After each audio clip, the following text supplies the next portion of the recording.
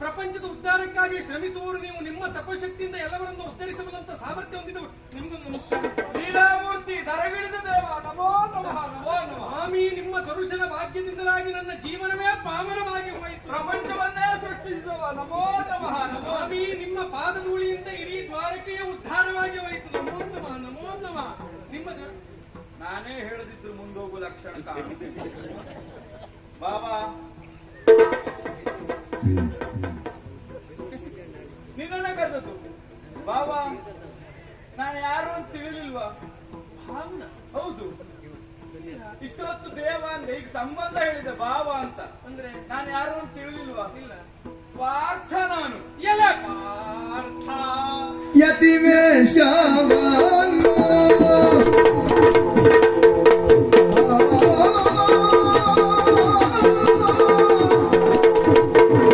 ಎಲೆ ಪಾರ್ಥ ಯತಿವೇಶವನ್ನು ಎಲೆ ಪಾರ್ಥ ಯತಿವೇಶವನ್ನು ನೀನು ತೊಳೆದು ಬಂದಿಗ ಪರಿಯೇನೋ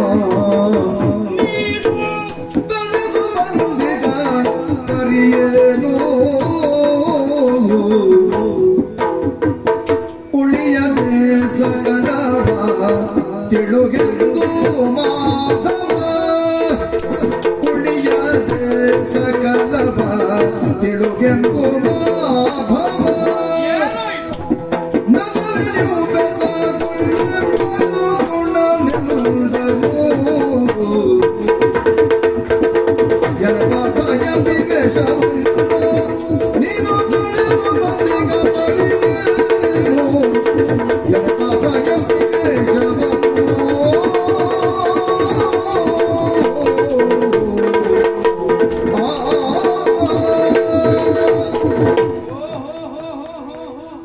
ಪಾರ್ಥ ಮಹಾಶಯ, ಹೊಸ ವೇಷ ಇದು. ಎಲ್ಲೆಲ್ಲ ಹೋಗ್ತಿ ಪುಣ್ಯಾತ್ಮ. ಏನೆಲ್ಲ ಮಾಡ್ತಿ. ಇವತ್ತಿಲ್ಲೂ ಈ ರೀತಿ ವೇಷ ಮಾಡ್ಕೊಂಡು ಬರ್ತಿ ಎನ್ನುವ ಕಲ್ಪನೆಯೂ ನನಗಿರ್ಲಿಲ್ಲ. ಪ್ರಸಂಗವೇ ಹಾಗೆ ಬಂದ್ರೆ ಏನ್ ಮಾಡುವುದು ಹೇಳು, ಬರುವುದೇ. ಪ್ರಸಂಗ ಹೇಗೆ ಉಂಟು ಎನ್ನುವುದಕ್ಕಿಂತ ಅನುಕೂಲ ಇತ್ತು ಪ್ರಸಂಗದಲ್ಲೇ ನೀ ಬಂದೆ ಎನ್ನುವುದು ಅರ್ಥ ಆಯ್ತು ನನಗೆ. ಯಾಕೆ ನಿನ್ನ ನಿರೀಕ್ಷೆಯೇ ಇರ್ಲಿಲ್ಲ. ನೀನು ಹೀಗೆ ವೇಷ ಮಾಡ್ಕೊಂಡು ಬರ್ತಿ ಅಂತ. ಪುಣ್ಯಾತ್ಮ, ಯಾವುದು ಬಾಧಿಸುವುದಿಲ್ವೇ ನನಗೆ? ನಿಜವಾಗಿ ನನ್ನ ಜೀವನದಲ್ಲಿ ಇಂಥದ್ದೊಂದು ವೇಷ ಮಾಡ್ಕೊಂಡು ಬರುವ ಸಂದರ್ಭ ಬರುತ್ತೆ ಅಂತ ನಾ ಎಣಿಸಿರ್ಲೇ ಇಲ್ಲ. ನೀನಾಗಿ ನೀನು ವೇಷ ಮಾಡಿಕೊಂಡು ಬಂದೆ ಅಥವಾ ಯಾರಾದ್ರೂ ನಿನ್ನನ್ನು ಪ್ರೋತ್ಸಾಹಿಸಿ ಕಳಿಸಿದ್ರು? ಇದು ಯಾರು ಪ್ರೋತ್ಸಾಹಿಸಿ ಕಳಿಸಿದ್ದಲ್ಲ, ನಾನು ವೇಷ ಮಾಡ್ಕೊಂಡು ಬಂದದ್ದು ಅಲ್ಲ. ಸ್ವ ಇಚ್ಛೆಯಿಂದಲಾಗಿ ಆದದ್ದು ತಿರುಗಾಟದಲ್ಲಿ ಹೀಗೆ ಆಗೋಗಿದೆ. ಏನ್ ಮಾಡುದು ಭಾವ? ಆಶ್ಚರ್ಯ ಎನಿಸಿತು. ಯಾರೋ ಯತಿಗಳು ಬಂದಿದ್ದಾರೆ ಅನ್ನುವಂತ ಹಾಗೆ ಆಲೋಚನೆ ಮಾಡುತ್ತಾ ಇಲ್ಲಿವರೆಗಾಗಿ ಬಂದೆ. ಒಂದು ಕಂಡದ್ದು ನಿನ್ನನ್ನು.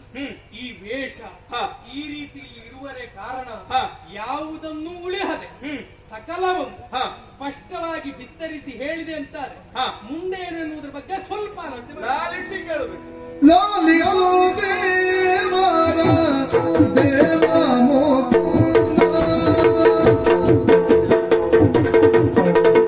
ಲಾಲಿಯೋ ದೇವರ ದೇವ ಮುಕುಂದ ನೀಲ ನಿಭಾಂಗ ಶಾಶ್ವತ ನಿತ್ಯಾನಂದ ನೀಲ ನಿಭಾಂಗ ಶಾಶ್ವತ ನಿತ್ಯಾನಂದ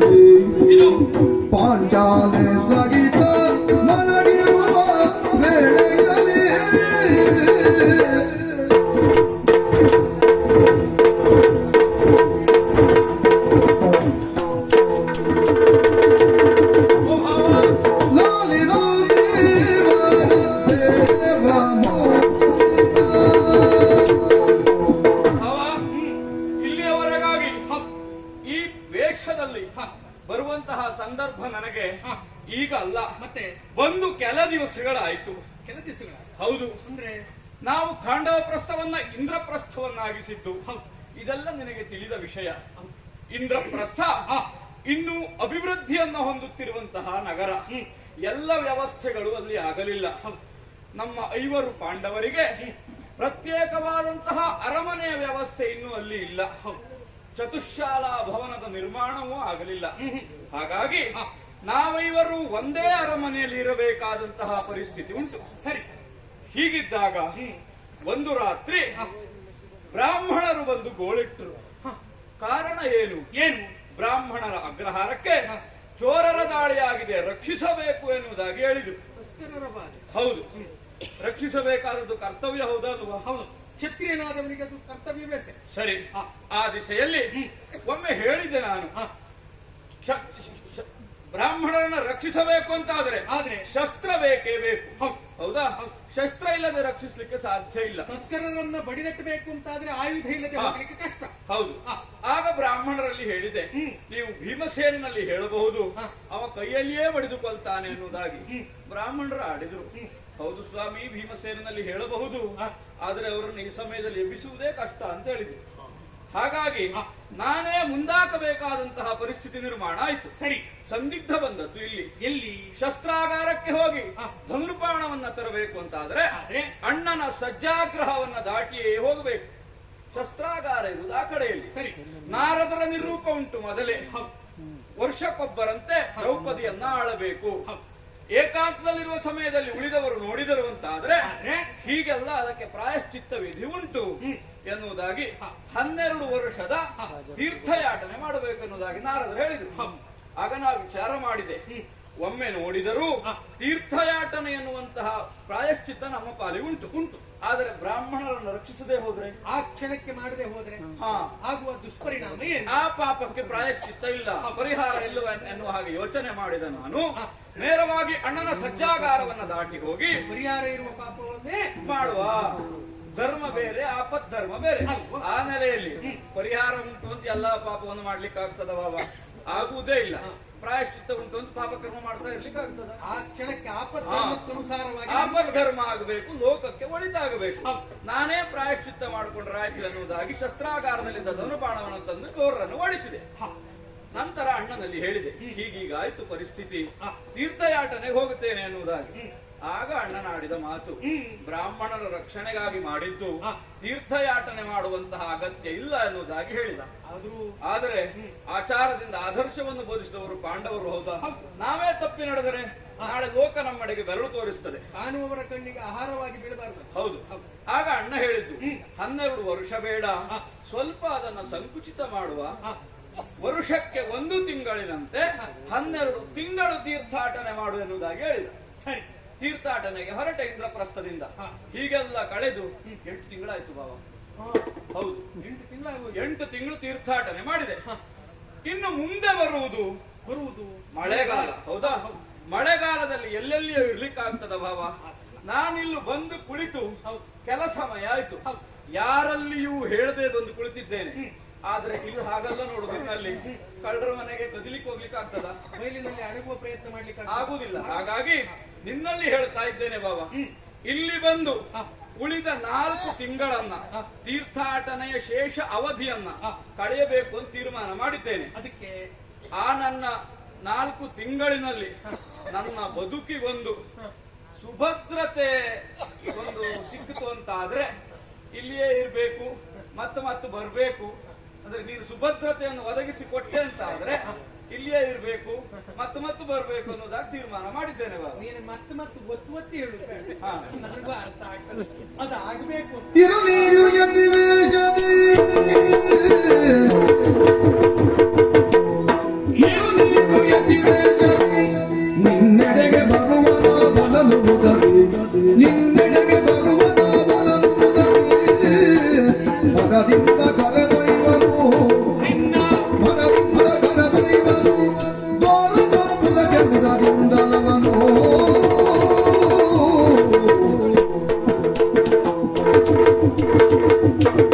ಭದ್ರವಾದಂತಹ ಜೀವನವನ್ನು ಅಳವಡಿಸಿಕೊಂಡಂತಹ ಪಾಂಡವರ ಪಾಲಿಗೆ ಇವತ್ತು ಅರ್ಜುನನ ಪಾಲಿಗೆ ಬೇಕಾಗಿರುವುದು ಏನು? ಒಂದು ಸುಭದ್ರತೆ. ಅರ್ಥ ಆಗ್ತದೆ. ಸ್ಪಷ್ಟವಾಗಿ ಇಲ್ದಿದ್ರು ಅಸ್ಪಷ್ಟವಾಗಿ ನಿನ್ನ ಮನದ ಸ್ಪಷ್ಟತೆಯನ್ನ ಬಿಚ್ಚಿಡ್ತಾ ಇದ್ರು. ಹಾಗಾಗಿ ಅಲ್ವಾ ನಿನ್ನಲ್ಲಿ ಹೇಳಿದ್ ನಾನು ಯೋಚನೆ ಮಾಡ್ಬೇಕಾದ ಹಾಗೆ ಆಗಬೇಕು ಅಂತಾದ್ರೆ ನಿನ್ನ ಮನದ ವಾಂಛೆ ಎನ್ನುವುದು ಈಡೇರಬೇಕು ಅಂತಾದ್ರೆ ಮಾಡಲೇಬೇಕಾದ ಕಾರ್ಯ ಏನು ಕೇಳು. ಏನು? ನೀನ್ ಇಲ್ಲೇ ಕುಳಿತುಕೊಳ್ಬೇಕು. ಇಲ್ಲೇ ಕುಳಿತುಕೊಂಡ್ರೆ ಕೆಲಸ ಆಗ್ತದ? ಅದು ಮುಂದೆ ಉಂಟು. ನೀನಿಲ್ಲಿ ಕುಳಿತುಕೊಂಡಾಗ ಈ ವಿಚಾರವನ್ನು ನನ್ನ ಅಣ್ಣನ ಸೇವಕರು ಯಾರಾದ್ರೂ ನೋಡಿ ಅಣ್ಣನಿಗೆ ವಿಚಾರ ಮುಟ್ಟಿಸ್ತಾರೆ. ಮುಟ್ಟಿಸಿದ ಮರುಗಳಿಗೆಲ್ಲ ಅಣ್ಣ ಬಲಭದ್ರ ಇಲ್ಲಿವರೆಗಾಗಿಯೇ ಬರ್ತಾನೆ. ಬಂದು ನಿನ್ನನ್ನ ಕಾಣ್ತಾನೆ. ಕಂಡು ನಿನ್ನನ್ನ ಮಾತಾಡಿಸ್ತಾನೆ. ಮಾತಾಡಿಸಿದ ತಕ್ಷಣ ತಡ ಮಾಡುವುದಿಲ್ಲ. ಬಲರಾಮ ದೇವರೇ ಅಂತ ಹೋಗಿ ಕಾಲಿಗೆ ಬಿದ್ದು ನಾಲ್ಕು ಒಳ್ಳೆ ಮಾತಾಡ್ತೇನೆ. ಅಲ್ಲಿಗೆ ಇಡೀ ಪ್ರಸಂಗ ಹಾಳು ಮಾಡ್ತೀನಿ. ಇನ್ನಷ್ಟೊತ್ತಿ ನೀವು ಹೋದ್ರೆ ಏನು ಹೇಳುತ್ತಾನೆ ಮತ್ತೆ ಹಾಗಲ್ಲ. ಹಾಗೆ ಬಂದಾಗ ಅವನಲ್ಲಿ ನೀನು ಮಾತಾಡ್ಲೇಬಾರ್ದು. ಈ ಪ್ರಸಂಗ ಮಾತಾಡ್ಲೇಬಾರ್ದು. ಈ ಪ್ರಸಂಗ ಮಾತಾಡಬಾರ್ದು ಅಂತ ಅವನಲ್ಲಿ ನೀನು ಮಾತಾಡಬಾರ್ದು. ಸರಿ ಸರಿ ಸರಿ. ಹಾಗೆ ಬಂದು ನೀನು ಒಬ್ಬ ಯತಿ ಎನ್ನುವುದು ಅವನಿಗೆ ಮನವರಿಕೆ ಬರುವ ಹಾಗೆ ನೀನು ನಟಿಸಿದೆ ಅಂತಾದ್ರೆ ಅವನಿನ್ನ ಪ್ರೀತಿಯಿಂದಲಾಗಿ ಆದರದಿಂದಲಾಗಿ ನೇರವಾಗಿ ಅರಮನೆವರೆಗೆ ಕರೆದುಕೊಂಡು ಹೋಗಿ ನಿನ್ನ ಆಸೆಯ ಪ್ರಕಾರವಾಗಿ ಅಲ್ಲ ನಿನ್ನ ಮನದ ವಾಂಛೆಯ ಪ್ರಕಾರವಾಗಿ ನಿನ್ನ ಜೀವನಕ್ಕೆ ಸುಭದ್ರವಾದಂತ ವ್ಯವಸ್ಥೆಯನ್ನ ಅವನೇ ಕಲ್ಪಿಸಿಕೊಡ್ತಾನೆ. ಆದಷ್ಟು ಗಂಭೀರತೆ ಕಾಪಾಡ್ಕೊಳ್ಬೇಕು ನಾನು. ಎಲ್ಲೂ ಗತಿಗೆಡಬೇಡ. ಅವನಿಗೂ ಅರ್ಥ ಆಗದೆ ಇದ್ದಾಗ ನಾಲ್ಕು ಮಾತಾಡ್ತೇನೆ. ಹೌದು. ಏನು ಹೇಳುದು ಅಂತ ಗೊತ್ತಾಗುವ ಮುಖ್ಯವಾಗಿ ಮಾತುಗಾರ ಕಾಣಿಸಿಕೊಳ್ಳುವುದೇ ಹಾಗೆ. ಯಾರಿಗೂ ಅರ್ಥ ಆಗಿದ್ ನಾಲ್ಕು ಮಾತಾಡ್ಬೇಕು. ಏನು ಮಾತಾಡ್ದ ಅಂತ ಹೇಳ್ತಾರೆ, ಏನಂತ ಒಬ್ರಿಗೂ ತಿಳಿಯುವುದು. ಅದಕ್ಕಾಗಿ ಇಲ್ಲೇ ಇರ್ಬೇಕು, ಎಲ್ಲೂ ಹೋಗ್ಬೇಡ. ಅಣ್ಣ ಬರುವನಕ್ಕ ನಿನಗೆ ಇಲ್ಲಿ ವ್ಯವಸ್ಥೆ. ಆದ್ರೆ ಒಂದುಂಟು ಬಾವ, ಆಗಾಗ ಬಂದು ನನಗೆ ಮುಂದೋಗ್ಲಿಕ್ಕೆ ನಿರ್ದೇಶನ ಮಾಡ್ತಾ ಇರ್ಬೇಕು. ನನಗಿದೆಲ್ಲ ಹೊಸ್ತು. ನೀ ಏನು ಯೋಚನೆ ಮಾಡುದು ಬೇಡ. ನಾನೇ ಬರ್ಬೇಕು ಅಂತಿಲ್ಲ. ನಮ್ಮಲ್ಲಿದ್ದವರು ಎಲ್ಲರೂ ನಿನ್ನ ತಗೊಂಡು ಹೋಗ್ತಾ ಇರ್ತಾರೆ. ಏನು ತಲೆ ಬಿಸಿ.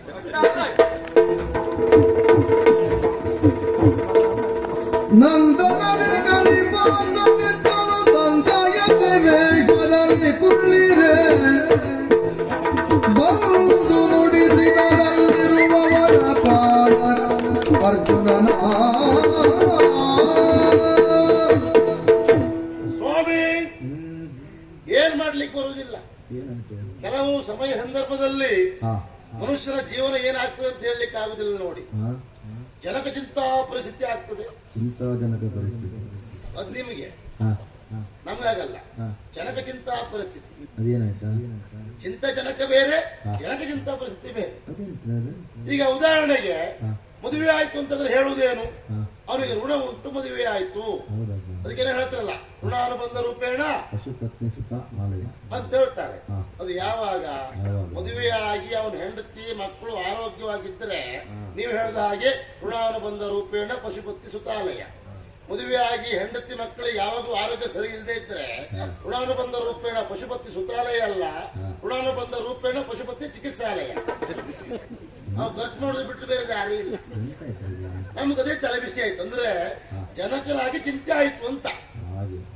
ಉದಾಹರಣೆ ಉದ್ಯೋಗದಿಂದ ಆಯ್ತು ನೋಡಿ ಸ್ವಾಮಿ.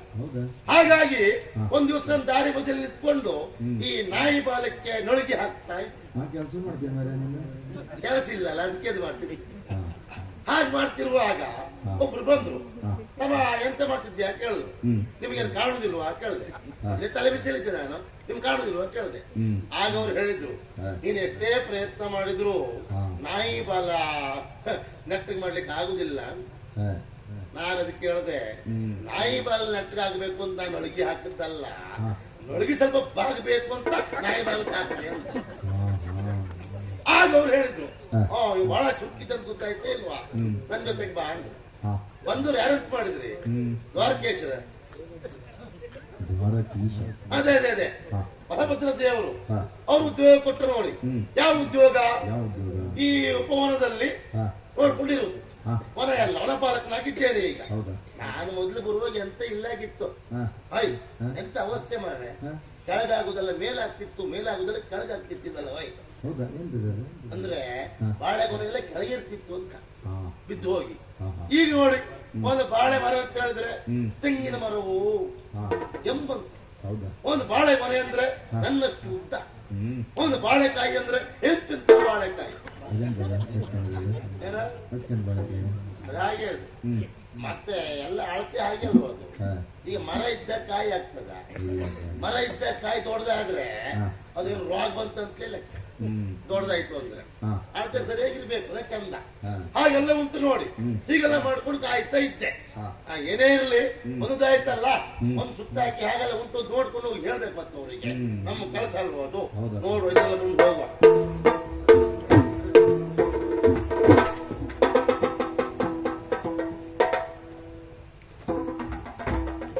ಎಂತಾಯ್ತು? ಓಯ್, ಹಾ. ಇದೆಂತ ಮಾರ್ರೆ ಇದು? ನಾನು ಯಾವಾಗಲೂ ಬರ್ತಾ ಇದ್ದವನು. ಹಾ. ಒಂದು ಹಾಸ್ ಬಂಡೆ ಮೇಲೆ ಕೂತ್ಕೊಂಡು ವಿಶ್ರಾಂತಿ ಪಡ್ಕೊಂಡು ಮುಂದೆ ಹೋಗುದು ನಾನು. ಹಾ. ಈಗ ನೋಡ್ರಿ ಇಲ್ಲಂತ ಉಂಟಲ್ಲ ಮಾರ್ರೆ, ಯಾರ ತಂದಿಟ್ರ ಅಲ್ಲ ಮೇಲಿನ ಕೆಳಗೆ ಬಿದ್ದ ಏನಪ್ಪ? ಅಲ್ಲ ಹುಟ್ಟಿವಂತಂದು ತಗುದಿಲ್ಲ. ಹಾ. ನೋಡಿದ್ರೆ ಈ ಹಸಿ ಗಣಪತಿ ಕೈ ತಪ್ಪಿದ್ದಾಗ ಉಂಟಲ್ಲ, ಹಾ. ಅಲ್ಲ ಹೀಗಾಗಿ ಹೋಗಿ ಮೊದಲೇ ಹಸಿ ಬಿದ್ರೆ ಹೇಗಾಗ್ಬಹುದು, ಹಾ. ಆ ರೀತಿ ಆಗಿದೆ. ಅಲ್ಲ ಎಂತ ಕತೆ, ಸರಿ ನೋಡ್ತೆ ನೋಡು.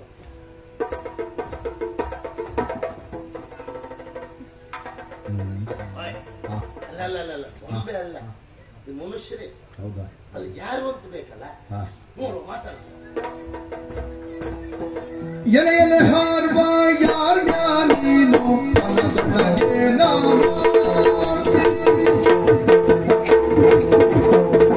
ಎಲೆ ಎಲೆ ಹಾರುವ, ಎಲೆ ಎಲೆ ಹಾರುವ, ಎಲೆ ಎಲೆ ಹಾರುವ ಯಾರ ನೀನು ಹೊಲದೊಳಗೆ ನಾವು ಮಾಡ್ತಿ, ಹೊಲದೊಳಗೆ ನಾವು ಮಾಡ್ತಿ.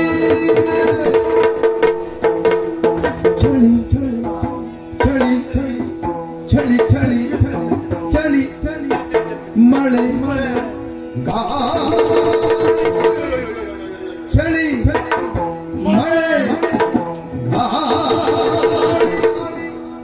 ಚಳಿ ಮಳೆ ಗಾಳಿಗೆ ಕಲಿತದೆ ನೆಟ್ಟನೆ ಕುಳಿತೆ ಮೇಲಗೆ ನೋಡ್ತಿ, ಚಳಿ ಮಳೆ ಗಾಳಿಗೆ ಕಲಿತದೆ ನೆಟ್ಟನೆ ಕುಳಿತೆ ಮೇಲಗೆ ನೋಡ್ತಿ, ಏನ ಮಾಡ್ತಿ ಏನ ನೋಡ್ತಿ. ಚಳಿ ಮಳೆ ಗಾಳಿಗೆ ಕಲಿತದೆ ನೆಟ್ಟನೆ ಕುಳಿತೆ ಮೇಲಗೆ ನೋಡ್ತಿ, ಏನ ಮಾಡ್ತಿ. ಓಯ್, ಇವ್ರು ನೋಡಿದ್ರೆ ಗೊತ್ತಾಯ್ತು ನನಗೆ, ಹಾ. ಇವ್ರು ಬೇರೆ ಯಾರು ಅಲ್ಲ, ಯಾರು? ಇವರು ಹಾರುವರು. ಯಾರು? ಹೌದು, ಅಂದ್ರೆ ಬ್ರಾಹ್ಮಣರು ಇವರು. ಹಾ. ಹಾ.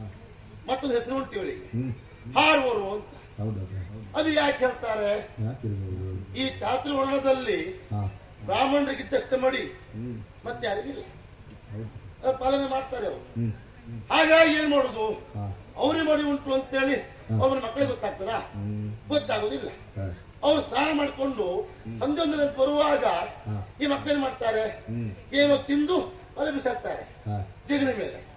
ಅವ್ರು ಬರುವ ಹೀಗೆ ನೋಡುದು, ಮಾಡಿ ಅಲ್ಲೆಂತ ಗದ್ನೆ ಬಿಸಾಡ್ತೆ ಮಾರಾಯ, ಹೇ ಹೀಗೆ ಹರಿದು ಹಾ. ಮುಂದ್ ನೋಡುವಾಗ ಒಂದ್ ಬಟ್ಟೆ ಬಿದ್ದಿರ್ತದೆ, ಹಾ. ಇಲ್ಲಿ ಬಟ್ಟೆ ಉಂಟು ಅಂತ ಇಲ್ಲಿ ಹಾರದು, ಹಾರ್ಕೊಂಡು ಹೋಗುದ್ರಿಂದ ಅವ್ರು ಹಾರುವರು ಅಂತ. ಹೌದು, ಅದು ಬಡಿ ಉಂಟು ಅಂತ. ಹಾ. ಹಾಗಿರುವಾಗ ಇದು ನೋಡಿ ಗೊತ್ತಾಗ್ತಾ ಉಂಟು, ಅವ್ರೆ ಅಂತ ಹೇಳಲಿಕ್ಕೆ ಅನುಮಾನ ಇಲ್ಲ. ಹಾ. ಅದು ಆಶ್ಚರ್ಯ ಮಾಡ, ಎಂತ? ಮೈ ಮೇಲೆ ನೋಡಿ ಹಾ. ನಾವು ಇಷ್ಟೆಲ್ಲ ಹಾಕೊಂಡಿದ್ದೇವೆ, ಹಾ. ನಮಗೆ ಚಳಿ ಆಗ್ತಾ ಉಂಟು. ಹ್ಮ್. ಹೌದಾ? ಹಾ. ಈ ಚಳಿಯಲ್ಲಿ ಇದು ಯಾವುದು, ಹಾ. ಮುಂಗಾರು ಮಳೆ, ಮಳೆಗಾಲ. ಅದು ಶುರು ಅಂತ. ಹಾ. ಮುಂಗಾರು ಮಳೆ ಶುರು ಅಂತ. ಹಾ. ಈ ಮಳೆಗಾಲದಲ್ಲಿ, ಈ ಮಳೆಯಲ್ಲಿ, ಈ ಚಳಿಯಲ್ಲಿ, ಈ ಗಾಳಿಯಲ್ಲಿ ಹೀಗೆ ಬರ್ತಾ ಇರುವಾಗಲೂ ಇವರು ಕೂತಿದ್ದಾರೆ. ಕೂತದ್ದು ಮಾತ್ರ ಅಲ್ಲ, ಹೇಗೆ ಮೇಲ್ ನೋಡ್ತಾ ಇದ್ದಾರೆ. ಮೇಲ್ ನೋಡುದು ಮಾತ್ರವ ಅಲ್ಲ, ನೋಡಿ ಬಾಯ್ ನೋಡಿ ಹೀಗಂತ ಉಂಟು, ಏನು ಅಂತ ಕೇಳುವುದಿಲ್ಲ. ಹಾಗಾದ್ರೆ ನನಗೆ ಆಶ್ಚರ್ಯ ಇವ್ರು ನೋಡಿದಾಗ, ನೋಡುವ ಮುಗಿನ ಮೇಲೆ ಮೊದಲಿಟ್ಟು ಮೂಗಾನಂದದೊಳು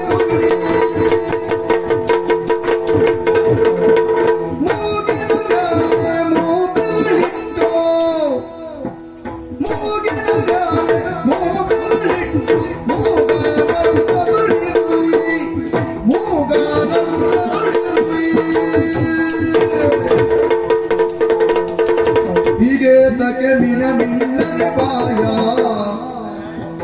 ಹೀಗೆ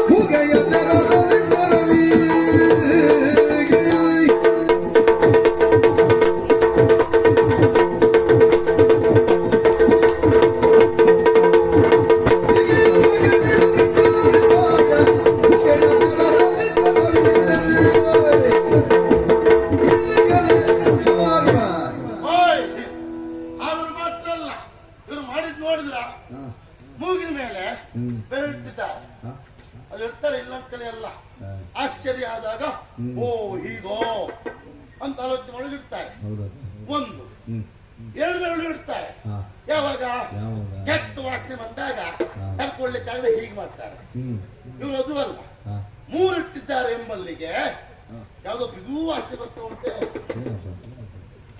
ಹ್ಮ್ ಏನೋ ಇರ್ಬೋದು. ಹ್ಮ್ ಹಾಗಂತ ಮಾತ್ರ ಅಲ್ಲ, ಹಾ. ಬಾಯಿ ನೋಡಿ ಹೇಳ್ತಾ ಇದ್ದಾರೆ. ಹ್ಮ್ ಶಬ್ದ ಏನು ಕೇಳುವುದಿಲ್ಲ, ಹ್ಮ್ ಕೇಳುವುದು ಬಿಡುವುದಿಲ್ಲ.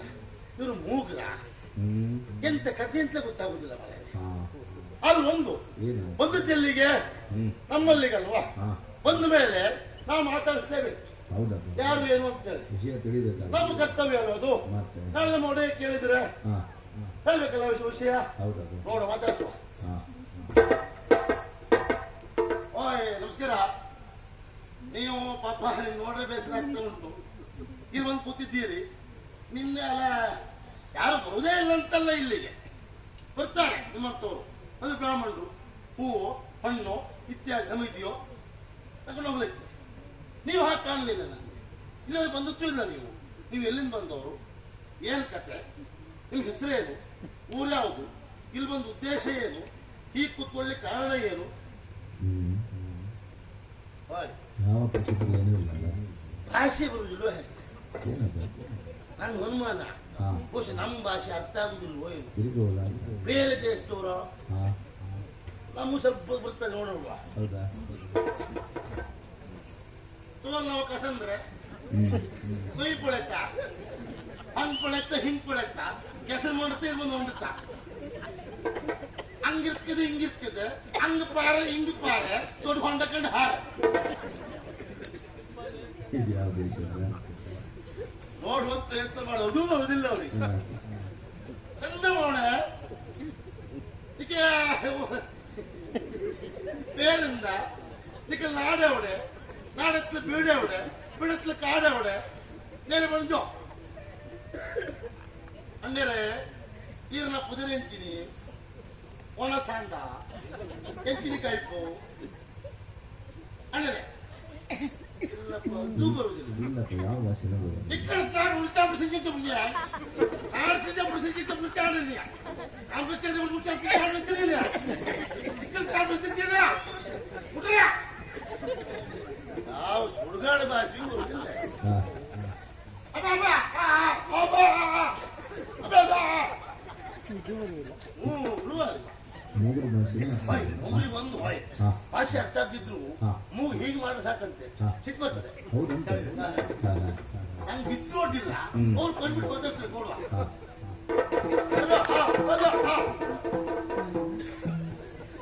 ಎಂತ ಮಾಡು ಮಾತಾಡುದು ಏಗೈದರನ್ನೊಡನೆ ನುಡಿವನಲ್ಲಿವೋ ಅಲ್ಲಿವೋ ಏಗೈದರನ್ನೊಡನೆ ನುಡಿವನಲ್ಲಿವೋ ಇಲ್ಲಪ್ಪ ಆವ ಯೋಗನಿಷ್ಠನೋ ಆವ ಯೋಗನಿಷ್ಠನೋ ತಿಳಿಯೇ ವಿವರ ನಮ್ಮೊಡೆಯನಾಗಿರ್ಪ ಬಲನೊಡನೆ ಬೀಳಬೇಕೆನ್ನುತ್ತಲೇ